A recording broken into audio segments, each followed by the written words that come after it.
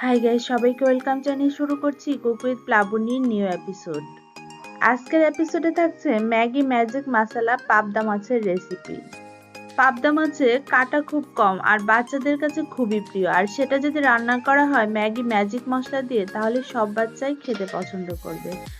রান্নার জন্য প্যানে দিয়ে দিয়েছি হাফ কাপ তেল, তারপর দিয়ে দিলাম হাফ কাপ পেঁয়াজ কুচি। পরিমাণ মতো লবণ দিয়ে পেঁয়াজটাকে হালকা করে ভেজে নেব। একটু নরম হওয়া পর্যন্ত অপেক্ষা করব।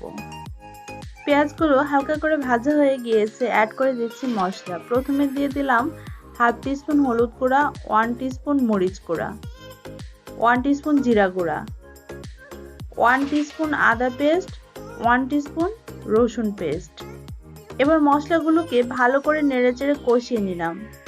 এখন দিয়ে দিচ্ছি কিছু ফালি করা টমেটো কুচি। আমি এখানে দুটো পাকা টমেটো লম্বা লম্বা করে টুকরো করে কেটে নিয়েছি। মশলাগুলো কষানো হয়ে গিয়েছে, অ্যাড করে দিলাম 1 কাপ পানি। এখন এর মধ্যে একে একে বসিয়ে দেব পাবদা মাছ। আমি এখানে 6টা পাবদা মাছ ভালো করে ধুয়ে লবণ ও লেবুর রস মাখিয়ে আধা ঘন্টা রেখে দিয়েছিলাম। এবার ঢাকনা দিয়ে ঢেকে 10 মিনিট রান্না করে নেব।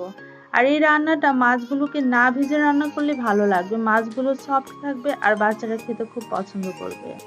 10 মিনিট পর ঢাকনাটাকে উঠিয়ে অ্যাড করে দিলাম 4-5টি চেরা কাঁচামরিচ।